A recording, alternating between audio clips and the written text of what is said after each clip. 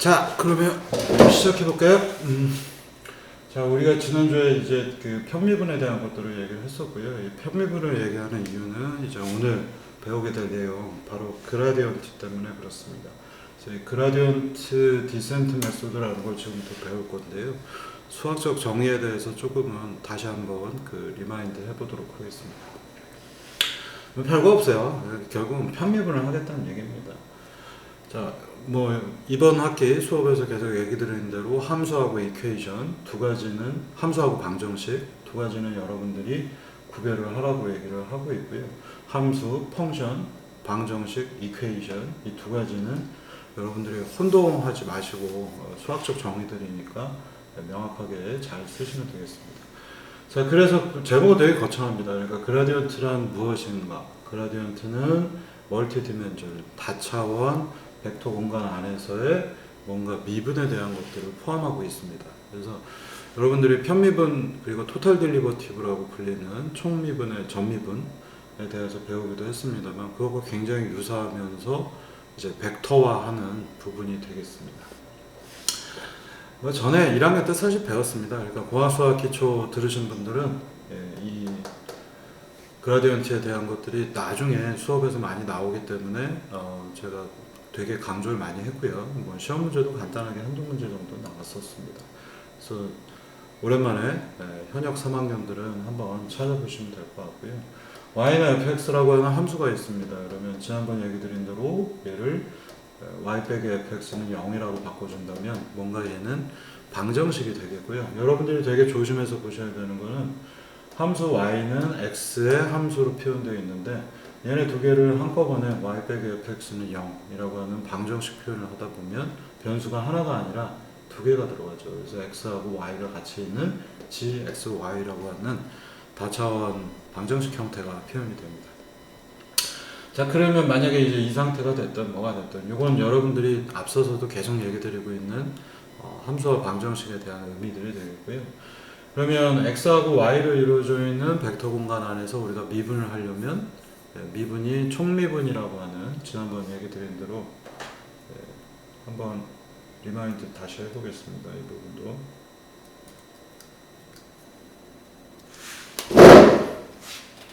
자, 방금 전 보신 대로 gxy 그리고 y 빼기 fx는 0 이렇게 됐는데 사실 이 부분은 별 관심이 없어요. 이거는 알고 싶지도 않고요. 문제가 되는 건 이제 바로 이 부분입니다. 그래서 이 부분을 미분을 하면 미분은 d입니다. 미분은 dx분의 d가 아니에요. 맨날 얘기하지만. 그래서 dgxy가 될 것이고 x하고 y에 대해서 전미분, 토탈 딜리버티브 해야 되기 때문에 토탈 딜리버티브 한국말로 전미분이라고 아마 요새는 부르더라고요. 저희 때는 제가 배울 때는 옛날에 총미분이라는 표현도 썼는데 얘는 x에 대해서 미분해야 되고 y에 대해서도 미분해야 되니까 x에 대해서 g를 편미분하고 dx 그다음에 y에 대해서 편미분하고 dy 이렇게 불러야 되겠습니다. 자, 이거는 이제 여러분들이 많이 배웠고 로봇공학에서 자코비안 얘기할 때도 저희 설명을 많이 하고 있죠. 각종 수업들에서 많이 등장을 하는데 오늘 관점을 두고 보실 거는 앞부분에 있는 편미분 두 개가 뭐냐라는 겁니다. 그래서 사실은 이 토탈 딜리버티브의 정의에서부터 그라디언트가 생겼다고도 할 수 있겠는데요. 자, 이걸 우리가 벡터 관계로 표현을 한다면 여기서 벡터로 더 어렵게 생각하지 마시고요. 편미분을 하나를 모아서 G 벡터 표시를 하고 있어요. G 벡터 그러면 도트 프로덕트가 돼야 됩니다. dx하고 dy. 야, 이렇게 표현하는 것도 처음 보겠네 라는 생각이 드실 거고요. 2차원 벡터로 g를 x에 대한 편미분, y에 대한 편미분 하고 나면 얘가 하나의 편미분으로 이루어진 벡터가 될 거 아니에요. 그 다음에 dx, dy 뭐야 이거 내가 여태까지 미분이란 거 이렇게 생각해 본 적이 없는데 뭐 어쩔 수 없어요. dx하고 dy는 뭘까요?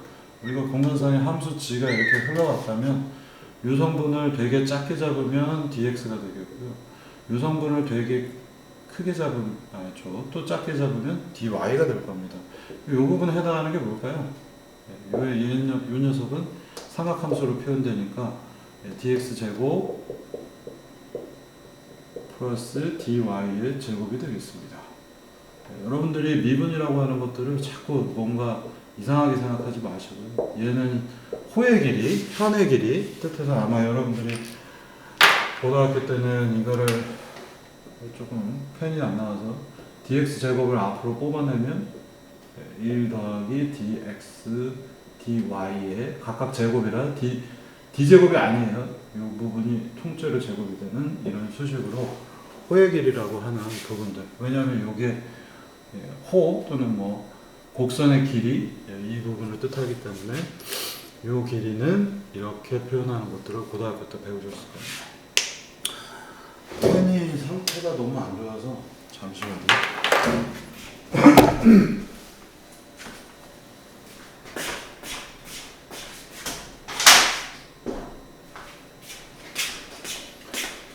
자, 그래서 dx나 dy라고 하는 것들은 전부 다 여러분들이 하나의 길이를 미분, 극한의 개념을 이용한 굉장히 짧은 실제로 이제 dx나 dy는 0이 돼야 되겠죠. 0으로 수렴시키는 형태가 되겠죠. 그래서 이 미분의 개념들에서는 여러분들이 dx, dy를 되게 엉뚱하게 뭐 미분이고 이렇게 생각하지 마시고 dx, dy조차도 하나의 길이 형태로 생각을 하셔도 좋겠습니다. 그러면 뭔가 내가 공간 안에서 이 부분은 dx고 이 부분은 dy를 표현을 한다. 그러면 뭔가 원래의 점이 있는데 dx만큼 가고 dy만큼 간다. 여기서 이만큼의 벡터를 추가한 거잖아요. 그래서 무언가 얘는 하나의 어떤 벡터 형태로 표현이 된 거고요. 그래서 방금 전에 제가 쓴 대로는 dx, dy로 써놨는데요. 여기 브라켓을 이렇게 하는 거는 잘 보이라고 하는 겁니다. 또는 이게 x축 i성분, y축 j성분이면 dxi 플러스 dyj 라고 이렇게 벡터 형태로 쓰셔도 상관이 없습니다. 이게 여러분들이 아마 이런 스타일들을 잘 보신 적이 없어서 그렇고요. 그렇다면 얘도 마찬가지죠. g로 편미분, g를 x로 편미분, y로 편미분 했기 때문에 무언가의 또 벡터가 되겠고 얘는 이렇게 쓰거나 또는 쓰기 싫다. 너무 많다. i와 j의 형태로 표현을 해도 상관이 없겠습니다. 자, 그래서 오늘 배우고자 하는 이 그라디언트의 정의가 바로 이 부분, 편미분 덩어리를 벡터화한 것, 이 녀석이 바로 그라디언트, 경도라는 녀석이 되겠습니다. 한번 보실까요? 자, 그래서 이 경도라고 하는 것은 무언가 우리가 정확하게는 스칼라 펑션입니다. 이런 어떤 종류의 스칼라 펑션 또는 뭐 방정식의 형태도 표현이 되고요. 이것도 0이기 때문에 방정식이 된 거지 이게 0이 아니면은 이 부분은 생각하지 마시고요. gx, y는 하나의 함수일 텐데 그 값이 0이 됐기 때문에 방정식일 뿐입니다. 그래서 무언가 우리가 함수가 있는데 걔가 x, y, z 뭐 여러 가지 뭐 n1, n2, n3 뭐 n 천만 뭔가 얘들이 전부 다 함수로 표현될 텐데 그 녀석을 편미분을 한 벡터 성분을 우리가 그라디언트라고 정의를 합니다. 한국말로 경도라고 부르고 있고요. 이 경도는 위도 경도의 경도가 아닙니다. 그래서 레티튜드, 뭐 롱지튜드널 그 경도가 아니라 이 부분은 그라디언트라는 말로 쓰이고 있습니다. 자, 그래서 이 그라디언트는 어떻게 표현하냐면 뭔가 x 성분으로 편미분한 거에다 i, y 성분으로 편미분한 거에 j, 지축으로 편미분한 거에 k 이런 식으로 벡터 형태를 씁니다. 그래서 매번 1학년 때 수학 시간에도 많이 얘기 드렸습니다만 그라디언트는 벡터이다. 기호로 우리가 그라드 졸업의 뜻도 있죠. 그라드 또는 그라디언트 그리고 삼각형을 역으로 뒤집어 놓은 표현을 씁니다. 그래서 이 부분이 있으면 삼각형 뒤집은 게 있으면 x, y, z로 각각 편미분한 다음에 벡터화 한 것이구나 이렇게 아시면 되겠고요. 2차원이면 z축이 없으니까 이렇게 표현되겠고 또 뭐 n 스페이스 뭔가 오메가 1, 오메가 2, 오메가 n 뭐 저거 해서 차원이 되게 많으면 나는 다차원은 하지 말아야겠다. 다차원이 입학할 때 엄청나게 나옵니다. 그래서 2만 차원, 3만 차원이 나오기 때문에 꼭 생각을 하셔야 되겠고요. 그래서 각각의 요소들로 편미분하고 단위 벡터 n1, n2, n3 뭐 이런 식으로 붙여놓은 것도 전부 다 이제 그라디언트의 정의가 되겠습니다. 자, 그러면 이게 어렵게 생각하지 마시고요. 내가 뭔가를 x축, y축, z축, 즉 뭔가 여기 보시면 x하고 y는 서로 독립변수잖아요.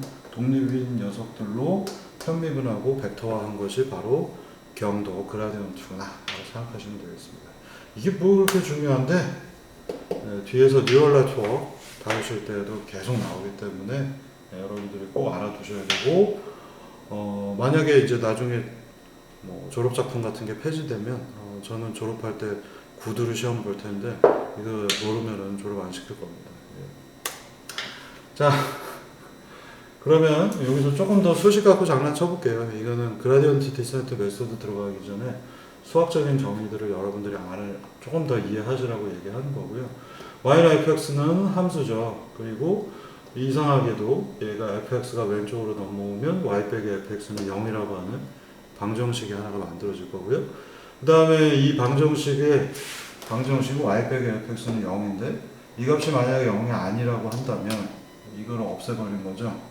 그러면 y하고 fx로 이루어져 있기 때문에 얘는 y도 있고 x도 있고 둘 다 독립변수이니까 gxy라고 하는 다차원 함수로 표현을 할 수 있습니다.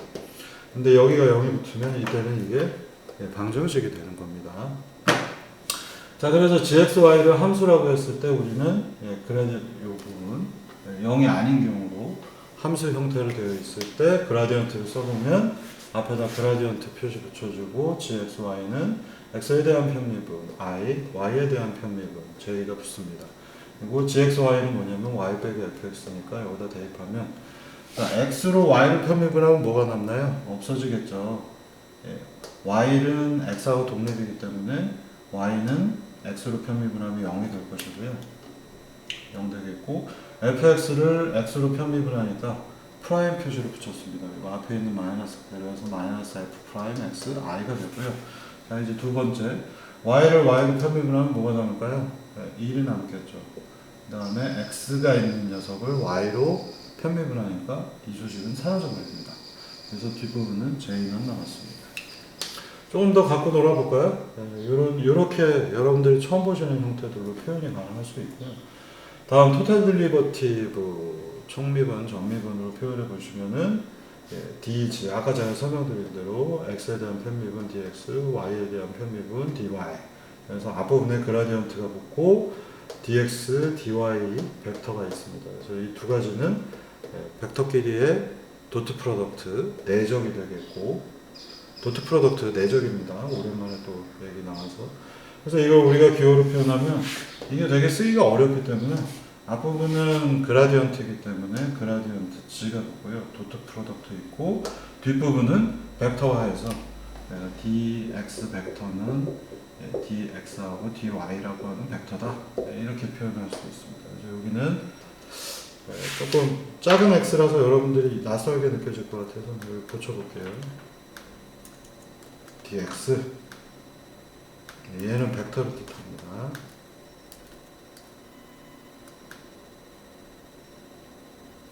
요런 게 이제 여러분들이 나중에 고등 과목들을 배우시면은 학부 때는 잘 안 배울 텐니다. 안 배웁니다만 아니 저희 과는 고등 내용들을 제가 좀 풀어가지고 학과에서 많이 설명을 하고 있습니다만 나중에 진짜 이제 고등 내용들에서는 그라디언트 G 도트 dx 이거 총미분이구나 전미분이구나 이렇게 생각하시면 되겠습니다. 뭐 별로 어려울 거 없이 여기까지 수준 레벨에서 여러분들이 이해하시면 되겠고요. 이 위에 있는 이 그라디언트 G가 여기 들어가 있다고 생각하시면 되겠습니다. 별거 없습니다. 혹시 이제 이 위에 이 기괴한 수식 y 빼기 fx는 이라고 하는 수식을 이렇게 곱하게 되면 어떻게 될까? 요거를 제가 한번 더 얘기 드려 볼게요. 뭐 여기 있는 대로 하십시다. 그래서 그라디언트 G는 마이너스 f 프라임 i 더하기 j이고 이 부분에 만약에 그라디언트 G를 대입하고 dx로 곱하면 어떻게 될까요? 자, f 프라임 마이너스의 1 이게 그라디언트죠. 이 상태에서 곱하기 dx dy를 하겠죠. 얘는 도트 프로덕트니까 계산해 보시면은 뭐가 나옵니까? 마이너스 f 프라임하고 dx하고 곱해지겠고요. 더하기 1하고 dy하고 곱해지니까 이와 같은 수식이 나옵니다.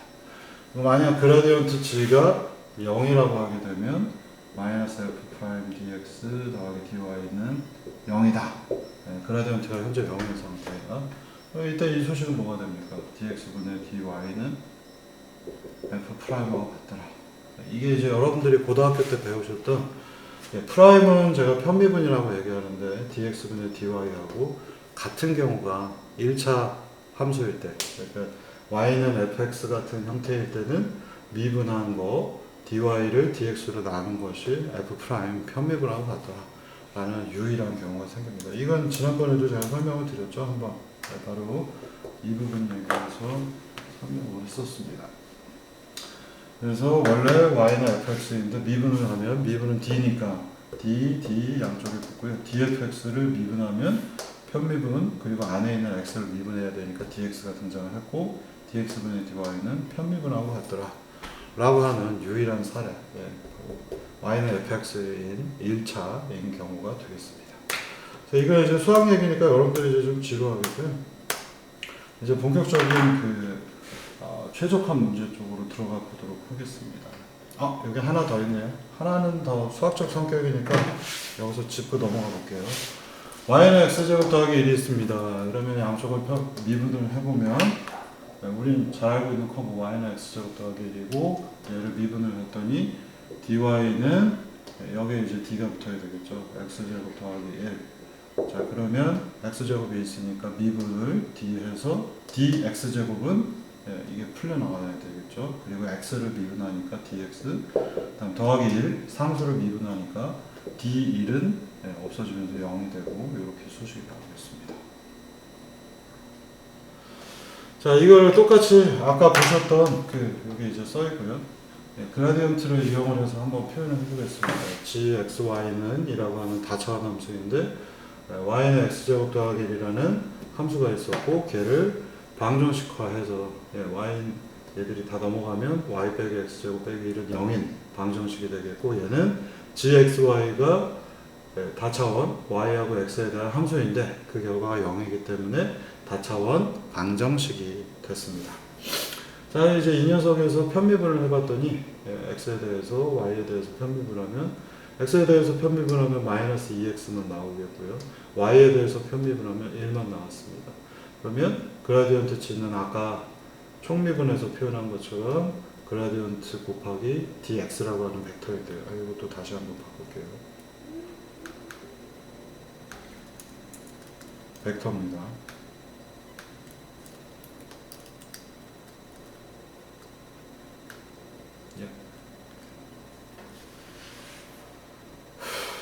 자 그러면 최종적인 수식 이와 같이 나오고 방금 설명드린 대로 g 자체가 0이기 때문에 그라디언트를 구해도 그라디언트는 이렇게 나오겠지만 얘를 총미분을 하게 되면 0을 총미분했기 때문에 전미분했기 때문에 결과는 0이 나올 수밖에 없습니다. 그러니까 이 부분은 그라디언트죠. 그라디언트는 언제나 벡터이니까 뭐 전부 다 상수이면 0이 나올 수도 있겠습니다만 어지간하면 다 변수들이 있기 때문에 얘는 0 벡터가 나오질 않습니다. 그러나 그라디언트가 아니라 토탈 딜리버티브 총 전미분에서는 gxy는 0이라고 했기 때문에 얘를 미분한 결과 dg는 0을 미분하니까 0이 나와야 되겠죠. 그래서 아까 마이너스 2x dx 더하기 dy는 0이라서 이와 같은 수식이 나온다는 거 아실 수 있겠습니다. 여기서 조금만 더 여러분들 이거는 이제 앞서 설명하고 거의 같은 얘기가 되겠고요. 조금만 더 들어가 보시면은 재밌는 얘기가 하나 있어서 제가 소개를 하고 가겠습니다. 총미분을 했더니 결과가 0이잖아요. 우리가 이 수식에서 보시면 아시겠어요. 자, 이 수식을 거꾸로 한번 다시 해석을 해봅니다. 총미분, 전미분, 토탈 딜리버티브 값이 0이 나왔어요. 그러면 얘는 수식으로 보면 앞서 얘기한 대로 그라디언트 경도하고 함수 dx, dy 벡터를 두 개의 도트 프로덕트 내적이 됐는데 내적을 했는데 0이 나오는 경우는 뭐가 있나요? 이쪽 벡터, 이쪽 벡터 두 개가 직각인 경우에 0이 나오죠. 그래서 이때 그라디언트하고 x에 대한 미분, x 벡터의 미분 값은 서로 수직이다 라고 얘기할 수 있습니다. 이것도 하나의 재밌는 성격으로 나중에 뒤에서 여러분들이 쓰실 겁니다. 여기 X벡터가 자꾸 많이 있어서 한두 달 고쳤더니 다 고쳐야 됩니다. 여기 이 부분도 고쳐놓고요. 아, 괜히 고쳤네. 다 고쳐야 돼. 뭐 대문자로 써놨는데 또 있어.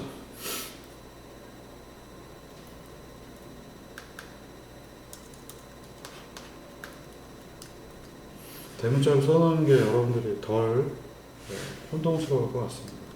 저희가 그림으로 표현해 놓으면 총미분한 결과가 0이라는 것은 그라디언트하고 각각 dx, dy, dx 벡터라고 하는 녀석이 서로 도트 프로덕트이기 때문에 0이 된다는 얘기가 되겠고, 얘네 두 개는 방향이 서로 수직이다. 이 수직이 뭐가 그렇게 중요한가?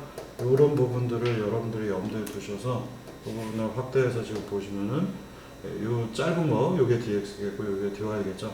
요 네모 상자가 굉장히 작아지면은 미분의 세계에서는 이게 더 이상 곡선이 아니라 직선의 형태로 보일 겁니다. 곡선은 무언가 길이가 두 개 이상의 벡터가 합쳐져야 되잖아요. 근데 얘네 두 개가 점점 작아지면은 얘네들 두 개가 벡터로 표현이 안 되고 하나의 길이로서 직선처럼 보이게 될 겁니다. 그래서 이 빨간색 직선이 나타나겠고, 자, 이 직선은 아까 말씀드린 대로 x축으로는 dx, y축으로는 dy만큼 간 dx라고 하는 벡터입니다. 그래서 이 곡선에 해당하는 부분들, 이런 부분들이 아주 작은 영역에서 직선 벡터 dx가 될 것이고요. 그라디언트는 얘하고 서로 수직이다라는 점이 때문에 이 빨간색하고 수직인 방향에 그라디언트가 위치합니다. 그래서 이 두 가지 각은 현재 직각이고, 얘네 두 개는 서로 수직하다라고 얘기할 수 있습니다. 바로 이 수직한 성분, 이 그라디언트와 dx 벡터가 수직하다라는 성분이 오늘 여러분들이 이용하시려고 하는 그라디언트 디센트 방법의 핵심 내용이 되겠습니다. 이게 수직하기 때문에 굉장히 특이한 일이 하나가 벌어집니다. 다음 예제를 보시겠습니다. 뭐야 이거 되게 어려워 보여 라고 생각하실 텐데요. 뭐 어려워 보이긴 합니다. 자, 근데 원래 y는 x제곱 더하기 1이 있었고요. 얘를 변화해서 다차원 방정식을 만들었어요. y 빼기 x제곱 더하기 1은 0. 근데 이 값이 만약에 0이 아니라 1일 수도 있겠고요. 2일 수도 있겠고 마이너스 1일 수도 있겠죠. 그때 결과를 한번 살펴보도록 하겠습니다. y 빼기 x제곱 더하기 1이 0이면은 우리가 뭔가 이렇게 생긴 커브가 하나 생길 거고요. 이 결과가 1이면은 여기다 조그맣게 그릴게요. 칸이 없어서 y 빼기 x제곱 더하기 1은 0이면 원점을 통과하지 않죠. 소리. 여기 1인 데를 통과하겠죠. 근데 y 빼기 x제곱 더하기 1이 0이 아니라 g가 만약 1이라면 그때 우리는 y 빼기 x제곱이 되겠죠. 이런 커브가 될 겁니다. 얘는 y는 x제곱이에요. g가 1일 때입니다. 마찬가지로 마이너스 1, 1, 2를 대입을 해보면 이외에 이런 다양한 커브들이 생기겠죠. 그 그림이 지금 여기 왼쪽에 있습니다. 자, 그런데 여기서 눈여겨보셔야 되는 건 뭐냐? 앞서서 얘기드린 대로 경도하고 dx라고 하는 벡터는 서로 수직해요. 그래서 방금 전 여기에서 보신 것처럼 경도는 이쪽 또는 이쪽으로, 이게 서로 수직하니까 이쪽 방향 아니면 이쪽 방향이겠죠. 경도는 무언가 이 커브들의 수직한 방향으로 향하고 있습니다. 이거 뭔가 생각이 좀 나실지 모르겠어요. 그래서 이 경도를 우리가 구하게 되면 어떤 함수가 있을 때 함수에 대해서 수직한 방향들을 향하기 때문에 이걸 잘 이용을 하면 되게 우리가 간단하게 최적화 문제들을 풀어낼 수가 있습니다. 제가 조금 더 직관적으로 여러분들이 2차원보다 항상 이상하게도 이 경도 그라디언트 디센트 문제에서는 3차원에서 여러분들이 더 이해를 잘하는 것 같아요. 자, gxy는 만약에 x제곱 더하기 y제곱이라는 함수를 만들었습니다. gxy는 x제곱 더하기 y제곱이고 얘를 그냥 우리가 간단하게 z 이렇게 설정을 하면 이 값이 z가 0일 때는 바로 여기에 원점이 있겠고요. z가 1이면 이게 x축, 이게 y축이면 이게 z축이에요. z가 1이면 z는 1이니까 한 칸 올라가야겠죠. 여기가 z축이니까 이 주변에서 x제곱 더하기 y제곱은 1이 되니까 이런 원이 하나가 생길 겁니다. 이 값이 2이면 z는 한 칸 더 올라가서 여기가 2가 되겠고 x제곱 더하기 y제곱은 2 반지름이 루트 2인 원이 또 하나 생기겠죠. 그래서 z값이 쫙 변화를 한다면 최종적으로 이처럼 생긴 빗살무늬 토기의 모양을 만들게 됩니다. 자, 근데 이때 경도를 한번 살펴보는 겁니다. 경도를 구해보면 x제곱 더하기 y제곱이기 때문에 경도 g는 벡터로 표현해서 2x하고 2y라고 하는 벡터로 표현이 될 거고요. 이 위에 어느 점들에서도 보게 되면 얘들의 방향은 어느 쪽이냐면 벡터 방향 우리가 찍어보면요, 실제로 이 커브의 바깥쪽을 향하고 있습니다. 그리고 이때의 각도는 전부 다 수직한 거죠. 앞서서 얘기드린 원리 때문에 이렇게 되어 있어요. 그래서 이 빗살무늬 토기가 만들어졌고 경도 방향을 보니까 경도는 전부 다 이 바깥쪽을 향하고 있기 때문에 이거를 무언가 잘 쓰게 되면 최적화가 되겠구나 라는 생각을 한 겁니다. 만약에 우리가 하나의 빨간 점이 있는데 경도 방향으로 움직이게 되면 어디로 갈까요? 이쪽 방향으로 좀만 가면 이렇게 만나서 이 부분이 나타나고 이 부분의 경도, 또 여기를 조금 간 다음에 이렇게 큰 커브가 있으니까 올라가 보면 여기서 또 바깥, 또 여기서 바깥 하면 발산해 버리겠고요. 경도 방향이 있는데 거기에 반대 방향으로 움직이게 되면 이만큼 가서 또 여기, 이만큼 가서 여기, 마지막에는 하늘을 쳐다보게 될 겁니다. 그리고 그 부분이 바로 최적화가 되겠습니다. 최적라인. 그래서 이걸 위에서 우리가 보게 되면 빗살무늬 토기가 있는데 바깥쪽으로 향하면 점점점 원이 커지면서 발산할 것이요. 안쪽으로 향하게 되면 점점점 쪼그라들면서 바로 요 꼭지점, 최저점 이 부분에 도달을 한다. 이 성격을 이용하면 최적화를 우리가 수행할 수 있겠구나 라는 원리가 바로 그라디언트 디센트 메소드입니다. 조금 더 설명을 드리면 이 원에서 뒤에서도 있다가 원의 안쪽인지 바깥쪽인지 여러분들이 혼동스러우실 텐데 실제로 풀어보시면 그라디언트 G는 원의 바깥쪽으로 표현이 됩니다. 벡터로 표현될 때 그라디언트 방향은 이 바깥쪽을 향하는 것이니 마이너스, 이게 벡터이니까 마이너스 방향을 붙이면 안쪽으로 향할 것이고, 여기에 이 그림을 옆에서 본 걸 그려놨습니다. 그래서 안쪽으로 좀 간 다음에 여기에서 쪼로로 라인을 그린 다음에 이 지점에서 다시 경도를 구하면 수직한 방향이니까 이쪽을 향하겠죠.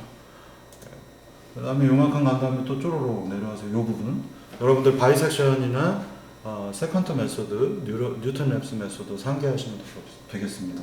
이제 이 부분이 되겠고요. 또 여기로 쪼로로 올라가면 최저점에 점점 가까워지고 있는 장면을 보실 수가 있겠습니다.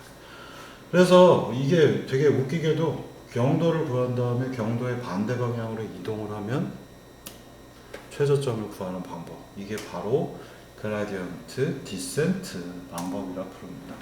자, 우리가 용어는 항상 그 의미를 내포하고 있는데요. 그라디언트는 이제 알고 있죠, 배워서.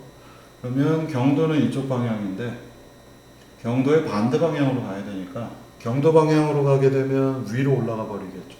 여기서 요만큼 간 다음에 그려서 보면 여기서 또 경도, 이렇게 해서 또 위, 커브가 이렇게 올라가잖아요. 이렇게 생겼습니다. 그래서 경도 방향으로 가면 올라가는 것이 되니까 무의미하고 최저점을 구할 수 없겠고, 그래서 경도의 반대 방향으로 가게 되면 점점 내려가게 되는 현상이 벌어집니다. 그래서 내려간다라는 의미의 디센트가 있습니다. 여러분들 그 어센던트 하면 조상들을 뜻하고요. 디센던트 하면 자손을 뜻하죠. 바로 여기서 이 디센드는 내려간다는 의미가 되겠습니다. 이거 뭐 라틴어니까 저 영어인데 라틴어의 영향을 받은 거고요. 여러분들 저거 생각하시면 됩니다. 악셀러레이션, 악센트, 예, 다 뭔가 세지는 거죠. 디센트 하면은 작아지는 것들입니다. 그래서 반대 방향으로 움직이면 작아지면서 비탈길을 내려가는 현상이 벌어지기 때문에 우리가 이걸 그라디언트 디센트 메소드라고 이름을 붙인 겁니다. 자, 그러면 이제 문제는 어떻게 되냐? 그라디언트의 반대 방향으로 가면 점점점 내려갈 수 있다는 걸 알았는데 얼마만큼 가야 될까? 지난번에 문제에서 그런 게 없었죠. 예를 들면 뉴턴 랩슨 방법에서는 원점하고 만나는 데서 또 시작, 또 시작, 또 시작하면 이 부분을 찾아 들어갔는데 이 그라디언트 디센트 방법에서는 뭔가 원점하고 만나는 게 없기 때문에 이 방향을 계속 향해요. 이게 너무 크게 가면 여기에 또 다른 함수를 만나잖아요. 이 함수를 자기 자신하고. 그래서 아주 조금만 갑니다. 근데 조금만 갈 때 얼마만큼 가야 되는가?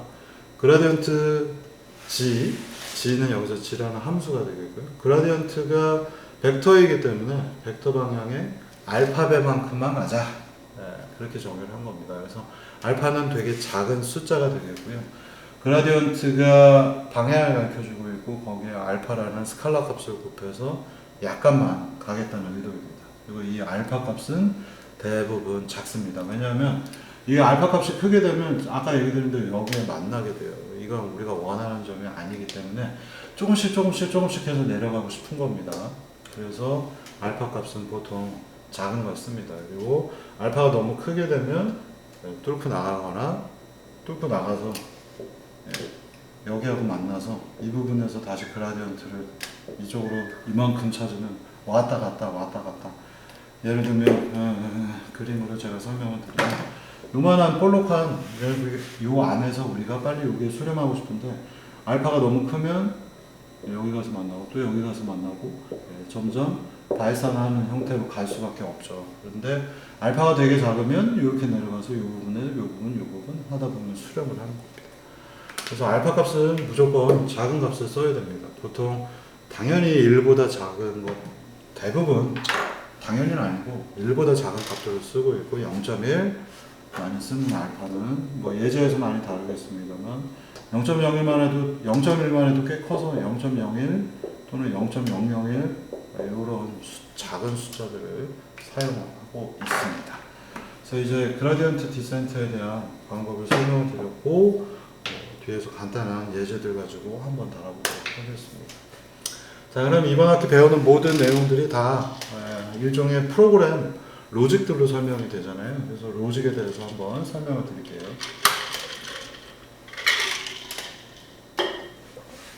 자, 뭔가 벡터가 있고요. 저 함수가 있고요. 시작점이 하나가 있습니다. 그래서 개수 값을 잡아요.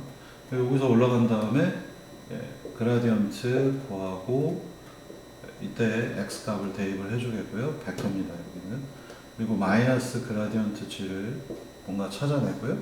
그러면 여기에다가 알파벳 해줘서 이렇게 가서 새로운 x가 생기는 겁니다. 새로운 x는 n 플러스 1이고 원래 xn, 이게 xn이겠고요. 여기에다가 마이너스 알파 그라디언트 g만큼, 이때 x는 전부 다 벡터라고 생각하시면 되겠습니다. 그라디언트 g가 벡터이기 때문에 그렇고요. 여기도 벡터 표시 안 했는데 귀찮으니까 이거 안 하네요. 자, 요게 그라디언트 디센트 방법이고요. 이걸 계속 적용을 하면은 무언가 쫙 값이 변하면서 x 값이 최소값의 원저리로 이동을 합니다. 그래서 언제 멈출 것인가, 방금 현재의 값과 다음 스텝의 값과 현재의 값 차이, 이게 현재 대비 변화율을 보는 거죠. 이 값이 특정한 수준보다 작아지면 그리고 더 이상 변화가 없다면 그때 탈출합니다. 그리고 다시 그렇지 않다면 2번으로 다시 올라가는 겁니다. 그래서 1번 하고요, 2번 하고 3번 한 다음에 아직 탈출 안 하면 2번, 또 탈출 안 하면 2번, 이렇게 하다가 여기에 걸리면 탈출해서 나오는 겁니다. 심플하고 좋습니다. 자, 그래서 매트랩 예제 한번 보시겠어요? 테스트 2의 예제 보시면은 fxy는 x제곱 더하기 y제곱이 들어가 있고요. 자, 이건 앞서서 얘기드린 비상금리 토기와 같습니다. 그래서 이제 쭉 시작을 할 거고, 뭔가 윗부분에서 x, y는 얼마, 이걸 이제 벡터로 표현해 놨으니까 x는 x하고 y 해놓고 뭔가 초기값 x0를 결정을 했겠죠. 자, 그리고 나면 이제 현재의 x값, y값은 이 x 벡터에서 가지고 옵니다. 그리고 이 함수 원래 f죠. x제곱 더하기 y제곱 정의가 되어 있고 그라디언트를 찾아봅니다. 그러면 그라디언트 f는 편미분을 한 것들이니까 벡터로 표현되고 x제곱 더하기 y제곱을 x에 대한 편미분 2x, y에 대한 편미분 2y 이렇게 되어 있습니다. 그라디언트의 x 성분은 2x, y 성분은 2y. 그래서 g라고 하는 벡터로 제가 표현을 해놨어요. 그러면 간단합니다. 이제 x 새로운 u는 x 빼기 알파 곱하기 g, 그리고 알파는 현재 여기 0.1을 대입을 했습니다. 그래서 이걸 계속 반복하고 x 빼기 x new 곱하기 어쩌고저쩌고, 이 탈출 조건 앞서서 얘기 드린 거 처리해 보시면은 얘가 쭉 하고 이렇게 함수 f 값이 작아지고 있습니다. 여기에 이쪽 축은 몇 번 했는지를 알려주는 이터레이션이 되겠고요. 이쪽은 현재의 함수값 f 값입니다. 그래서 처음에 큰 값이었다가 이 값이 점점점 작아지고 있는 장면을 보실 수 있어요. 마지막 여기 최소값은 우리가 알고 있잖아요. 0이잖아요. 그래서 0이 거의 돼서 수렴하는 것을 보실 수 있습니다. 한번 돌려보면서 여러분들 한번 리마인드 해보겠습니다. 자, 매트랩 나와라.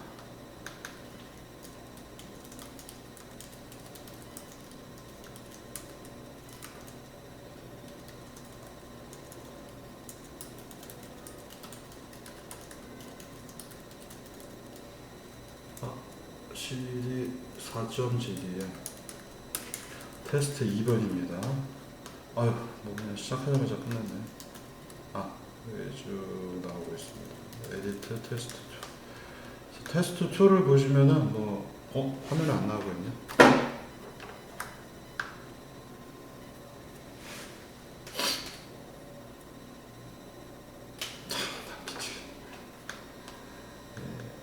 화면 해상도 복제.